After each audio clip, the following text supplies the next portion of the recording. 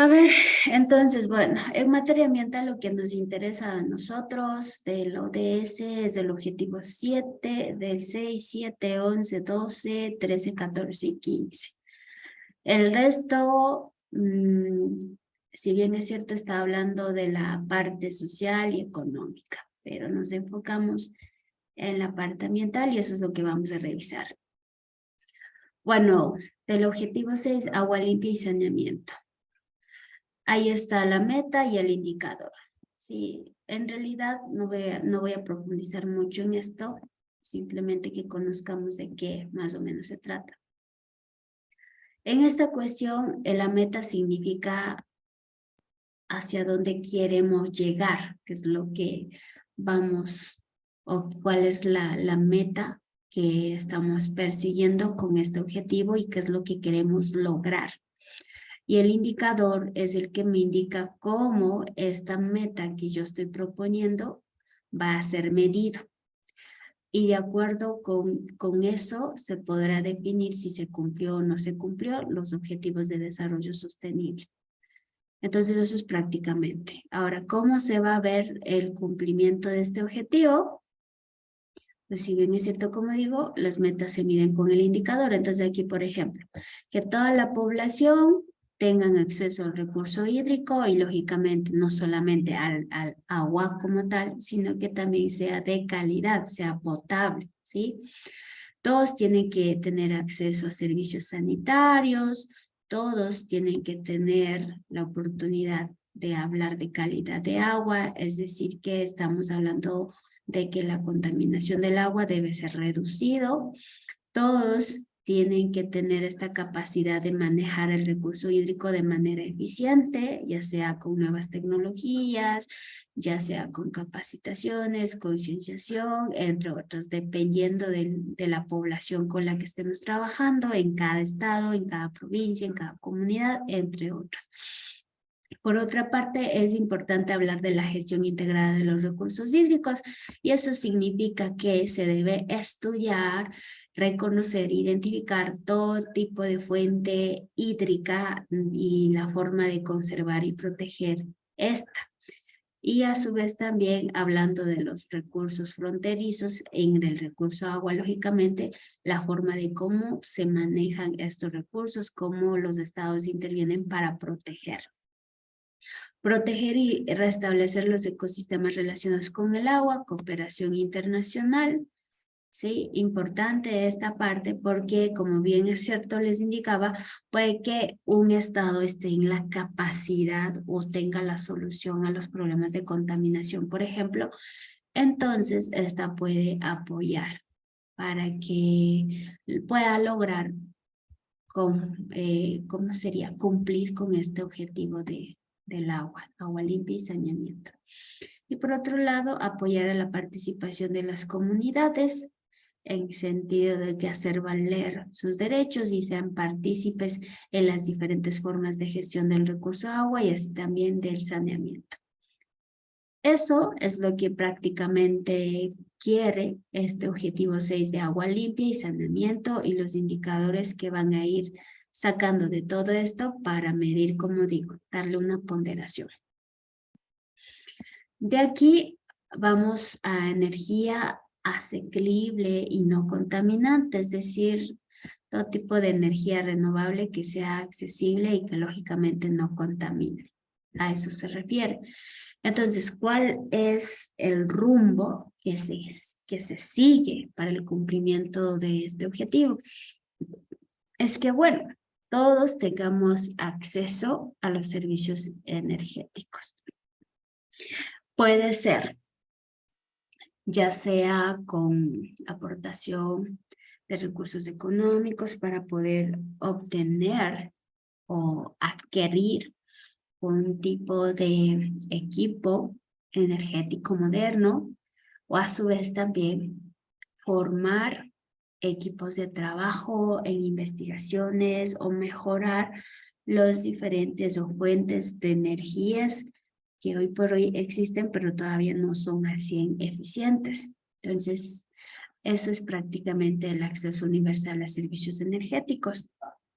Por otra parte, también de permitir o de distribuir los productos energéticos, ya sea no sé, se me ocurre, panel solar, que hoy por hoy el panel solar ya no es como antes se veía algo tan caro, algo casi imposible de tener en la casa, sino que hoy por hoy ya los costos van reduciendo y casi todos podemos tener acceso a un panel solar para tener energía solar. Entonces, vamos cumpliendo con este objetivo, aumentar la proporción de energía renovable. Si bien es cierto, la aumentación de la energía en relación a lo que es renovable, significa por otra parte cuidar el recurso natural. Y es evidente que si no se cuida, pues no existiría un aumento en la proporción de energías renovables. En este caso, figura el recurso hídrico. Si bien es cierto, las hidroeléctricas todavía se siguen considerando como un tipo de energía renovable, pero lógicamente hay que cuidarla. Todavía es parte de duplicar la tasa mundial de lo que es la mejor eficiencia energética. Esta parte también es una parte interesante de la eficiencia energética. Cuando hablamos de la eficiencia energética, estamos hablando que de todas las actividades que realicen las fábricas, las entidades, inclusive nosotros mismos en la propia casa, significa que nosotros un kilowatt o un megawatt, digamos, tenga la suficiente certeza para poder producir o hacer alguna X actividad de manera más rápida en un menor tiempo. Eso se podría lograr también con lo que es la innovación tecnológica. Pero hoy por hoy todavía, si hablamos de los paneles solares, todavía no son eficientes en cuanto a la energía o transmisión de energía, porque estas es cierto que sí captan la energía solar, pero de todo lo que captan no se está aprovechando. Es decir, que simplemente se está aprovechando apenas el 50 y 60%. El resto se está desperdiciando. ¿Cómo?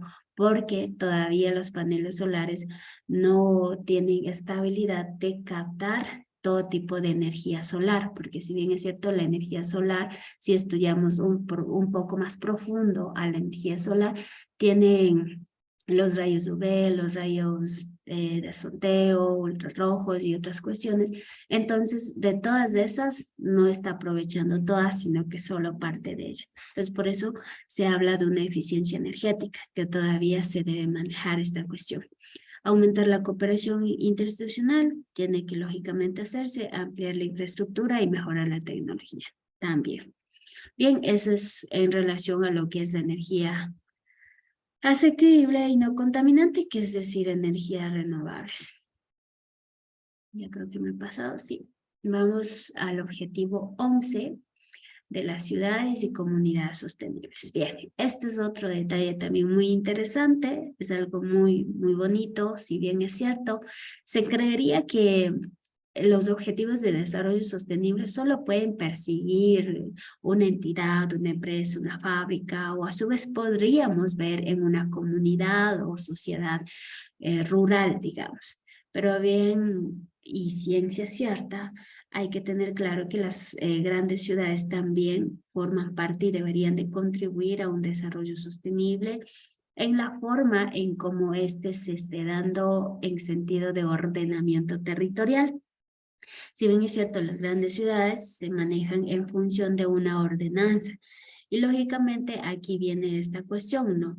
Por ejemplo, hay que activar las cuestiones de sismos, terremotos, entre otros los planes para poder reducir, y aquí viene la parte de la infraestructura.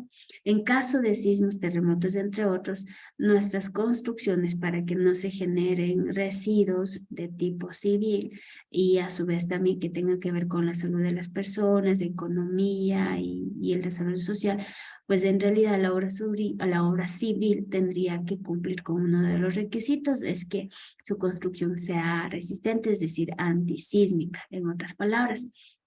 Entonces, de esa forma se va midiendo, en este caso, esta meta de reducción del número de muertes causadas por desastres relacionados por agua, personas afectadas, entre otros.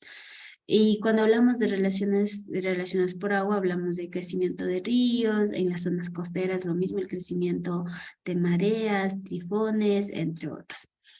La siguiente meta es reducir el impacto ambiental negativo per cápita en las ciudades, ¿sí? Prestando especial atención a la calidad del aire y la gestión de desechos municipales. Esto es otra parte interesante. La calidad del aire es algo que a todas las ciudades les interesa. Entonces, ¿cómo estos pueden lograr ser sostenibles las grandes ciudades? Pues bueno, hoy por hoy todavía, de acuerdo a la ordenanza, de acuerdo a cómo se vayan organizando los barrios, se puede cambiar la calidad del aire, es decir, promover techos verdes, jardines verdes, en las áreas que se cuiden más las zonas boscosas, los árboles urbanos, la vegetación urbana, entre otros. Esa es una de las políticas para cuidar la calidad del aire. Y siempre haré referencia a un país, un estado que está logrando eso y justamente es España. España, si bien es cierto, el día de hoy inclusive se pueden ver índices de olas de calor muy altas, y bueno, para hacer frente a esto, a la regulación de temperatura y buscar la calidad del aire, lo que hacen ellos es ya la implementación de la política de techos verdes y tienen en su mayoría la implementación de esta. Y cuidar y velar por el arbolado urbano. En cambio, o hablando de del objetivo de desarrollo sostenible, también Ecuador, en su Código Orgánico del Ambiente, tiene justamente esta cuestión también del arbolado urbano, de la forma de tratar, cómo manejar, gestionar, y a su vez también hacer e inferir que es tan claro el Código Orgánico del Ambiente que indica que un árbol no puede ser cortado así porque sí, en las grandes ciudades, en las zonas urbanas. No puede cortarse, sino que antes de cortar tiene que pasar un checklist, de una lista de justificación, se podría decir, para poder cortar ese árbol. Si no, no hay cómo, no se puede. Porque lo importante es que exista más vegetación en las grandes ciudades o zonas urbanas. Y por otra parte, la gestión de los desechos que siempre vienen trabajando, pero que es importante. Hay que trabajar en la forma de cómo las personas todavía siguen siendo muy consumistas, su cultura de usar y desechar. El acceso universal a zonas verdes, lógicamente, es importante contribuir. Las ciudades deben tener sus espacios de zonas verdes públicas, aumentar el número de ciudades que tengan sus propias políticas, el uso eficiente de recursos, mitigación, adaptación y resiliencia.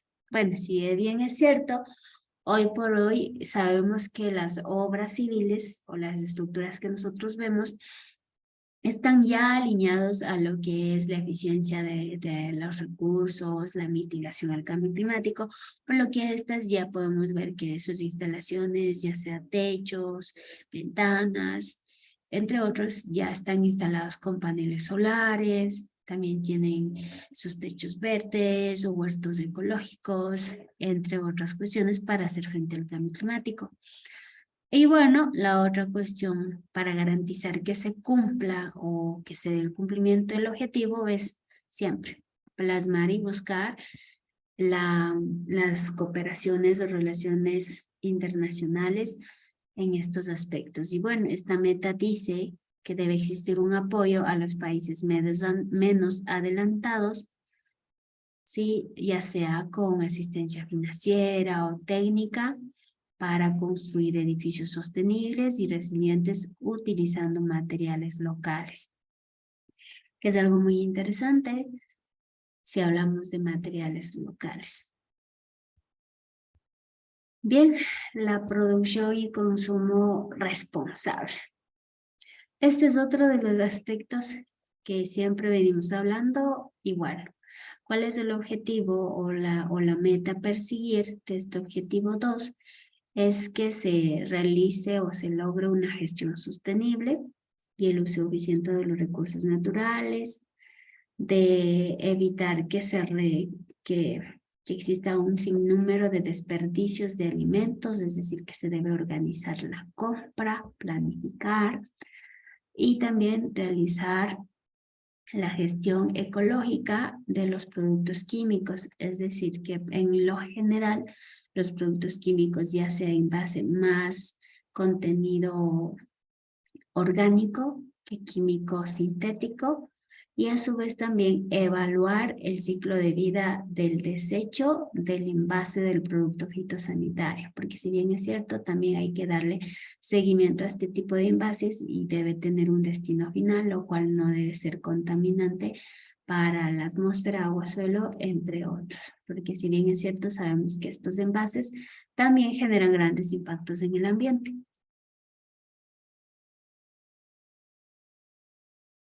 Por otro lado, reducir la generación de desechos, realizar prácticas o promover prácticas que sean sostenibles, permitir el fortalecimiento de capacidad científica y tecnológica, significa inyectar recurso económico para que se realicen las investigaciones científicas y a su vez también eso no implica en cualquier entidad, sino que también se debe realizar el fortalecimiento de esto en las instituciones de nivel superior. Y otras cuestiones como racionalizar los subsidios ineficientes de combustibles fósiles. Bueno, esto es algo interesante. El objetivo de 12 habla de que hay que realizar una reformulación a los combustibles, o sea, a los subsidios de los combustibles, porque si bien es cierto, cuando es accesible a todos, todo el mundo lo usa de una forma irresponsable y bueno, eso es prácticamente lo que indica y a su vez que sea equitativo la distribución. En la acción por el clima, la meta es fortalecer la resiliencia y la capacidad de adaptación. Bien. Cuando hablamos de capacidad de adaptación, es qué recursos económicos nosotros tenemos, con qué recurso de infraestructura es la que contamos para hacer frente al cambio climático, para adaptarnos al cambio climático y en otras palabras poder decir sobrevivir. Incorporar medidas relativas al cambio climático, hablamos de políticas, de estrategias, planes para lograr que se palíe el cambio climático en el ámbito de la sociedad y su forma de comportamiento. Por otro lado, mejorar la educación, sensibilización y la capacidad humana e institucional respecto de la mitigación del cambio climático, la adaptación, reducción de sus efectos y alerta temprana.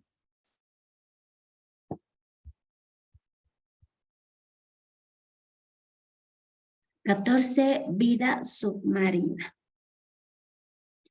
Vida submarina. En esta parte, y es algo bonito que lo hayan tomado en cuenta para los ODS, pero esta parte también, o este recurso también era uno de los recursos que menos se había tomado en cuenta para la conservación. Había un interés, hasta el día de hoy no existe un interés tan profundo. Sabemos que la vida acuática o la submarina es también mega diverso, es un mundo aparte como la Tierra, que tiene su diversidad y que tiene sus sucesiones y funciones ecológicas, ecosistémicas. Bueno, entonces hay que también proteger porque si bien es cierto, hablamos de un ciclo hidrológico y esta es parte de hecho, de la actividad marina, su comportamiento se generó, se producen los ciclos hidrológicos y su comportamiento. Bien, entonces ahí la meta es la contaminación marina de todo tipo tiene que estar prevenido y reducido. Gestionar y proteger sosteniblemente los ecosistemas marinos y costeros, minimizar y abordar los efectos de la acidificación de los océanos. ¿Cómo lo vamos a lograr? Especialmente hablando de las zonas costeras, la acidificación es muy alta por los componentes de aguas residuales y otros que antes de evacuar, lógicamente, tiene que tener una planta de tratamiento. reglamentar la explotación pesquera y poner fin a la pesca excesiva. Esta es otra parte especial también en el trato del ambiente marino, ya que al día de hoy, por la explotación pesquera o pesca excesiva, ya existen especies que se encuentran en peligro de extinción. Y bueno, esto sucede porque la explotación sigue normalmente todos los días y no se le está dando a la especie de esta capacidad de reproducirse, de madurar y a su vez volver otra vez a su ciclo de reproducción, sino que totalmente se corta el proceso de reproducción y por tanto estamos hablando de limitación de especies y lógicamente la reducción del número de especies al fin de cuentas. Entonces es importante que exista el reglamento en cuanto a esto, es decir, políticas, normativas que eviten una explotación pesquera. Casos que suceden, por ejemplo, el caso del veda y el cangrejo, no es algo que se haya dicho porque sí. Se tuvo que haber estudiado el ciclo de vida del cangrejo para poder decir ya hasta este tiempo, hasta este ciclo, consumimos y después lo dejamos para que estos se reproduzcan y el número de individuos se mantenga al menos.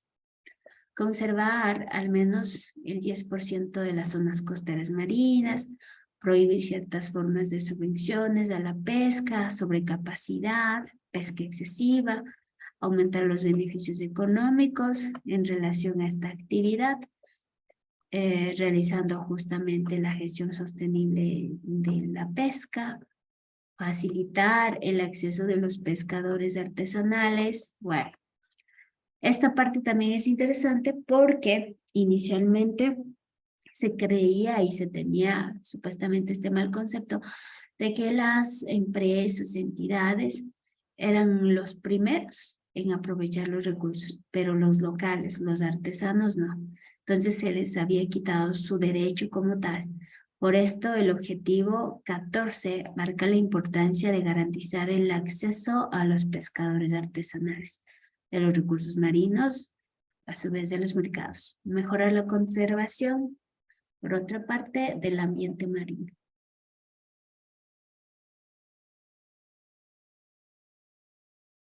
La siguiente o el siguiente objetivo es 15, vida de ecosistemas terrestres. Bueno, esto tiene que ver prácticamente ya con el sistema arbolado, con la conservación del suelo, con la conservación de los recursos hídricos, el manejo de bosques. Y cuando hablamos de manejo de bosques, hablar también del cuidado del suelo y con eso también que se cumpla el tratado de desertificación, que justamente ahí habla la lucha contra la desertificación. Rehabilitar tierras, suelos degradados.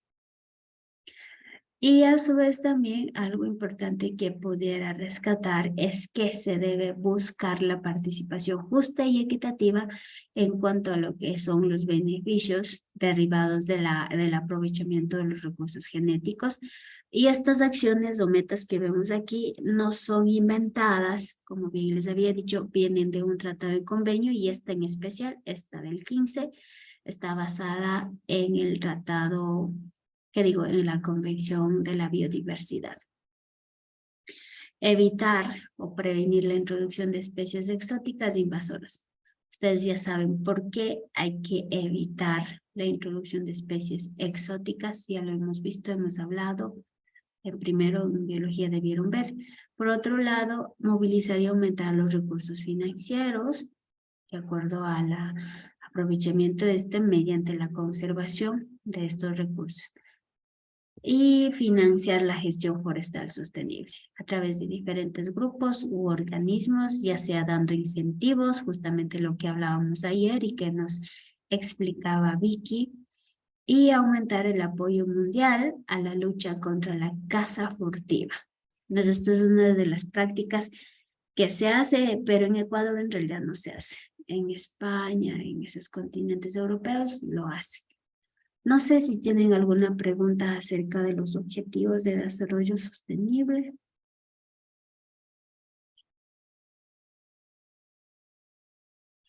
Bien, parece que no. Entonces, continuando, tenemos acá la estructura normativa, lo que les explicaba, ¿sí? Y bueno, vamos a entrar en esto porque nosotros ya hemos hablado del trayecto que ha venido marcando el derecho ambiental para lograr conciliarse como una ciencia como tal y luego hablar de política ambiental. Bien, entonces en este caso tenemos la estructura normativa o la estructura jerárquico, se podría decir, en el pirámide de Kielsen. Entonces, esta referencia tenemos aquí lo que ya les había mencionado, creo, en evaluación diagnóstica, no recuerdo bien.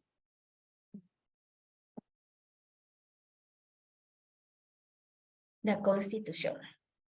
La Constitución del Ecuador, ya les había indicado, y podemos revisar en su artículo 425 de la misma Constitución, que es la máxima autoridad o la Carta Magna por encima de todas las leyes, tratados, normativas, ordenanzas, entre otras. Esta no puede ser derogada porque es el esqueleto, la cabeza, digamos, el principal. Y lógicamente les decía que el hecho de que la Constitución, o mejor dicho, los tratados y convenios internacionales sean internacionales, como su palabra lo dice, no significa que esas van a tener mayor poder que la Constitución. Porque si bien es cierto, la Constitución siempre va a reinar en su territorio, así como en cada territorio existe una Constitución. Es decir, que en su casa usted tiene sus propias reglas, ¿sí? De su comportamiento, a qué horas entran, a qué horas salen, a qué horas comen, yo qué sé, ¿ya? Pero existen reglas. Yo creo que en todas las casas existe una regla, ¿ya? Existe una ley. Entonces, lo mismo ocurre acá. En la casa llamada territorio ecuatoriano tenemos una constitución y esta es la ley que manda por encima de todas. ¿Puede existir tratados y convenios internacionales? Sí puede, de hecho existe, pero como en un momento les indicaba, solamente va a existir y va a poder mandar como ley si es que es ratificada o notificada por la Constitución ecuatoriana. Si es que no ha existido esta ratificación, notificación, adjudicación, entonces el Tratado y Convenio Internacional X no es parte de la Constitución. En este caso, nosotros tenemos algunos tratados y convenios internacionales bajo los cuales se han diseñado las leyes y normativas que están por debajo, como podemos ver. Entonces, esta es la mayor fuerza normativa que tiene, seguido por los tratados y convenios internacionales, que tienen la mayor fuerza en cuanto a lo que se refiere a leyes, y después tenemos leyes orgánicas. Bueno, uno de ellas como ejemplo, tenemos ahí el Código Orgánico del Ambiente, que es una ley orgánica y que a raíz de esa nacen otras leyes, ¿sí? Ordenanzas, reglamentaciones, entre otras.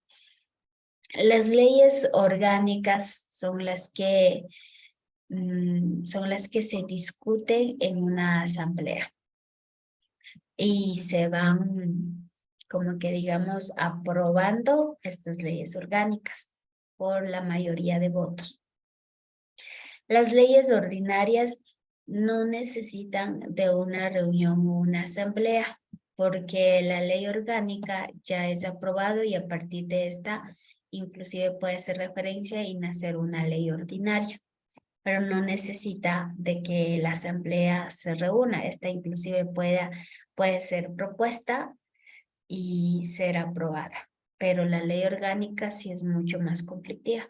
Por eso el Código Orgánico del Ambiente, si ustedes revisan, tuvo, me parece, 2 revisiones, que quiero decir 2 reformas. La última reforma del 2018, julio, me parece, es la que está actualmente vigente.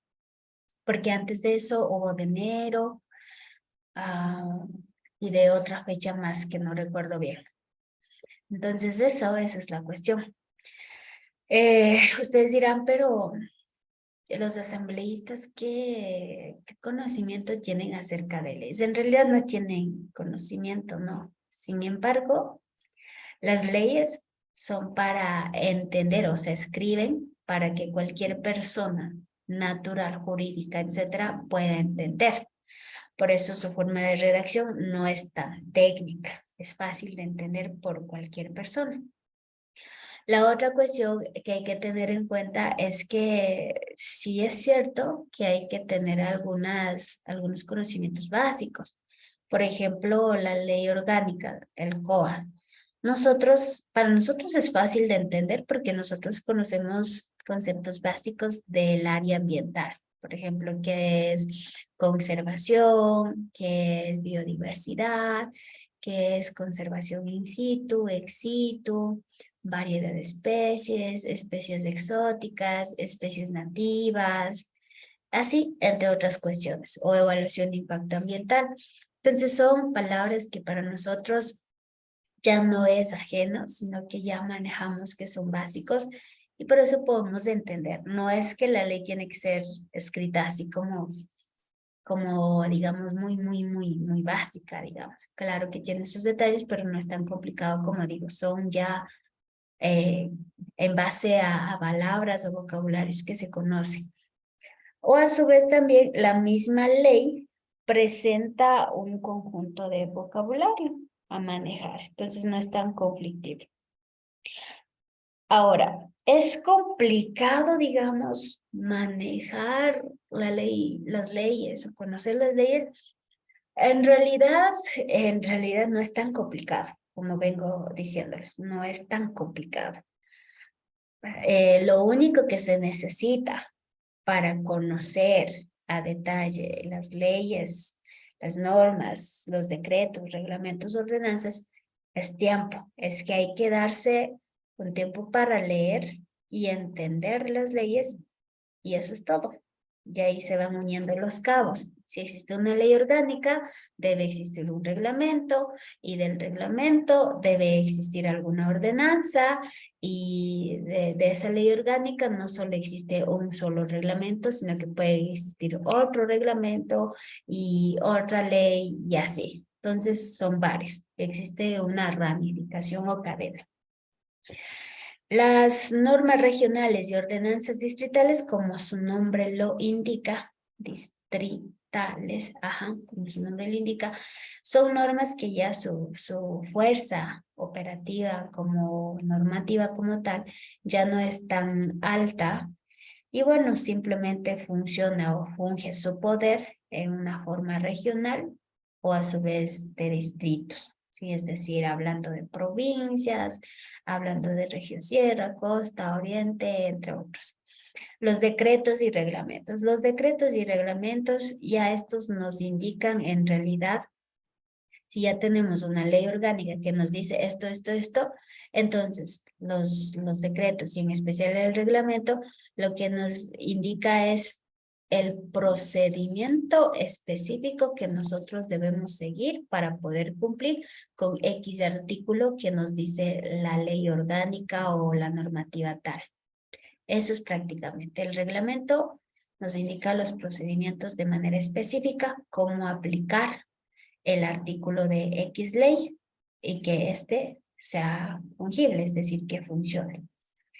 Y lógicamente con eso pues regula la actividad de las personas, así como tenemos la ley de minería, el reglamento de minería, es decir, tenemos en términos generales la ley y el reglamento dice, a ver, el operador va a construir y quién es el que va a realizar la auditoría y cómo se realiza la auditoría, cada cuánto se hace, qué va a pasar con los escombros que se encuentran en la zona, por ejemplo, de la explotación minera, quiénes pueden o tienen derecho a accesar a los límites, si los de la zona pueden aprovecharse X recursos o no, entre otros. Entonces el reglamento es mucho más específico y detallado. Y la ordenanza puede ser municipal, Ya la ordenanza es un poco sectorizada de acuerdo a una población que tiene un problema ya muy certero. En especial nosotros hablamos, por ejemplo, ordenanzas en relación a lo que es el manejo de desechos, manejo de residuos, caso como tiene ordenanzas en Manta por cuanto a lo que la población bota sus residuos a los ríos. Entonces la ordenanza es justamente regular estas malas acciones, pero ya es sectorizada en una población mucho más pequeña. Los acuerdos y resoluciones, los acuerdos es justamente que las entidades, o mejor dicho, es una resolución, indica específicamente a una actividad o acción que se está realizando para decirte, bueno, esto no puedes hacer, esto sí, así prácticamente. Hay actividades que ya tienen resoluciones y eso también, las resoluciones no es que existen totalmente inicialmente ahorita para todas las provincias, no. Las resoluciones nacen de una reunión de una comisión o representantes que se han reunido y para poner fin a un problema generan una resolución para que esa se mantenga y se cumpla. Y lo mismo o de esa misma forma funciona un acuerdo y demás actos y decisiones que pueda existir de poderes públicos, es decir, otro tipo de documentaciones existe. De hecho, nosotros trabajamos bajo esas cuestiones. Nosotros tenemos como sistema de educación superior, como instituto, tenemos la Constitución, tenemos lógicamente las leyes orgánicas, la LOES, después tenemos lo que es el RRA, después tenemos lo que es el CES, después tenemos, bueno, de a partir de ahí ya se dividen. ¿Para qué queremos nosotros generar normativas? Es decir, podemos tener reglamentos, podemos tener instructivos, entonces se va generando en base a estos. Entonces no es que se generan así nomás,